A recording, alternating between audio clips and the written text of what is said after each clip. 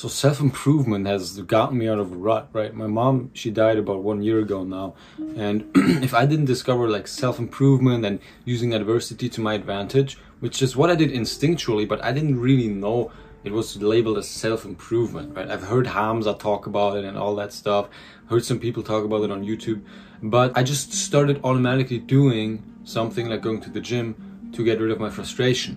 But if I didn't then afterwards keep that momentum and start working on business ideas and mental health and good habits and reading and getting rid of bad habits specifically, right, then it wouldn't have been the same. I could have just went to the gym and just kept playing video games. I could have went to the gym, shit habits like masturbating and watching Netflix and YouTube all day, right? But self-improvement as a whole principle, as a concept, was what stuck with me. I was like, damn, I can improve my life in every area. I can level up my life in every area that I want, right? So I'm really thankful for it, and it's really served me well. And that's my channel, that's what it's about, self-improvement. And I want to help you just like it was able to help me back in the day when I was a little younger and a little more naive and anything like that, right? It's beautiful. But there's a thing that's going on while you're watching this video right now, basically. And that thing is not as productive as you might think. Okay, because if you're putting off actually starting a business, or if you're putting off going to the gym right now for this video, or if you're putting off maybe reading a book instead of watching this video, then what you're really doing is productively procrastinating, right? It's putting something that's actually really important off for something that feels like it's important, like these videos. And if you always surround yourself with about people that are doing so well, you are gonna fall into the trap, like self-improvement YouTubers always saying, do this, do that, do that. You're gonna fall into the trap of overwhelming yourself, okay? You're not gonna know where to start, and you're also going to be like, you're gonna feel like you're making no progress, even though you might be, okay? I was a victim sounds so cringe, but I was someone who always like, and now I'm pretty good at it, but in the beginning, I wasn't eased into it. I would try to do everything at once, just no more porn, no more video games, no more Netflix, no more YouTube, nothing, dopamine detox, no more junk food, all of it, quit. And if you purely rely on discipline, then it's not gonna work like that, bro. If you're coming from like a instant gratification cave your whole childhood, like I was, then you could be the most disciplined individual ever, but the habits that are connected with all those bad habits you're doing, like the habit cues, your environment, your upbringing, how you think, your mindset, it's all gonna make it impossible to quit everything at once, just cold turkey, right? So you're gonna need to ease your way into it. Now, self-improvement YouTubers, they talk about this, right? And if you discover it, then it might be something that you've heard before. But the difficult aspect is when you're watching all these videos of people doing everything right, because oftentimes it's fake as shit. Everyone's like trying to present the best side of themselves, not admit to any mistakes, not be authentic, right? And only look how productive I am, do this and win at life. It doesn't come across as human. You need someone you can relate with, right? You need someone that is owning up to and doing mistakes. You need someone like you.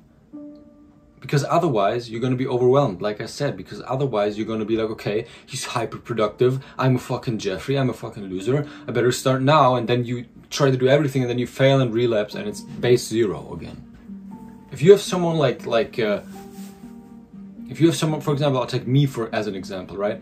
I used to look for people on self-improvement who didn't already were at the tippy top, right? People that are a little bit just on the journey. And what they're doing, I was way more confident and had an easier time applying to my life. And I didn't do everything at once. I didn't want to do everything at once, right? Because I saw, okay, damn, that actually is really doable for me, what this guy's saying. And he seems like on the same path as me, the same journey, maybe a little bit more than what I'm currently doing, but not like 10x, 20x more. Because if you find people that are so much higher than you, then you're not going to relate as well to them. You need to find people that are a little higher to you, and you go up here, and then you go a little higher again, then you go up here, right? That's the best way. Now that's kind of hard to do, because most self-improvement stuff that's out there.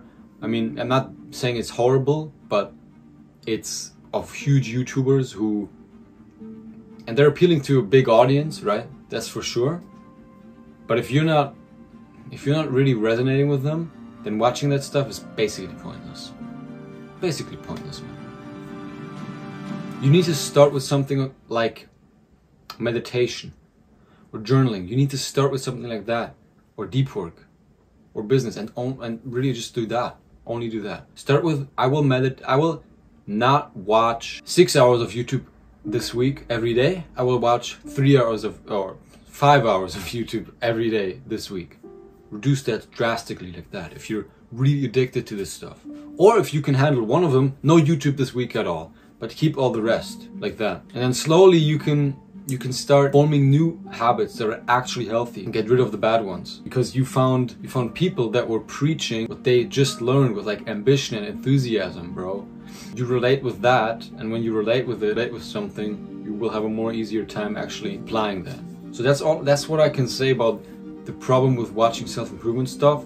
It's too broad. It's everything. It's all out there. Like, it's a whole study in itself.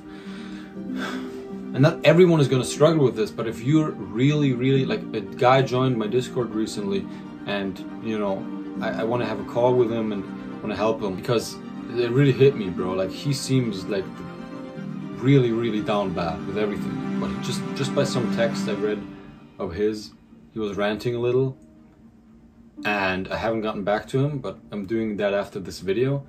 And that guy, man, like, if you tell him do this, do that, do this, do that, do this, do that, and this and that, and this bad, so stop that, stop that, stop that, stop that. It's gonna be overwhelming, and it's just gonna lead to more instant gratification, right? It's gonna lead to, oh, this is too hard, I can't do it. Boom, bad mindset. Integrate it into your mind. Oh, it's so much, I can't do it. Boom. Mindset. Bad mindset shift. Gonna affect you for the next week, right? So how you speak to you is so important. That's why momentum is so damn important, because when you got momentum going, you're like on top of the world. You're like, yeah, I knew this was gonna work. I'm the fucking G. I got this, and then yeah, I'm doing so well. Look, it's paying off. Like, damn, boom, boom, boom. Next. But when you have setbacks and you get off of that positive talk and you fall into negative talk, self-talk, it sets you further back. Bum, bum, down, down, down. That's why the snowball is so important, to keep it rolling, bro, and keep increasing slowly. Not have a fucking big ass snowman, right? You want a small snowball and keep increasing it slowly, momentum. Because then when something doesn't work that well, then the snowball decreases a little bit, okay? But then you can keep building again. and always talk with yourself in a positive manner, right? Power of thinking big. Speaking to yourself in like affirmations, that's really good. I'm someone who actually like bashes myself. I shit talk myself, but I'm able to balance it and do it in a relatively healthy way nowadays. Back in the day, it was pretty bad, bro, for my ego and everything. I thought I was such a loser idiot who wasn't disciplined, and yeah, that came just from trying too much at once and setting too many goals at once. Do this, that, this week, and then I'm like, I only completed half of it.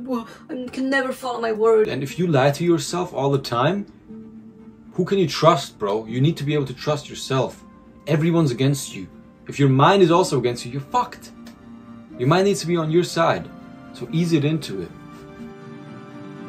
Join the Discord down below if you're also in a rut.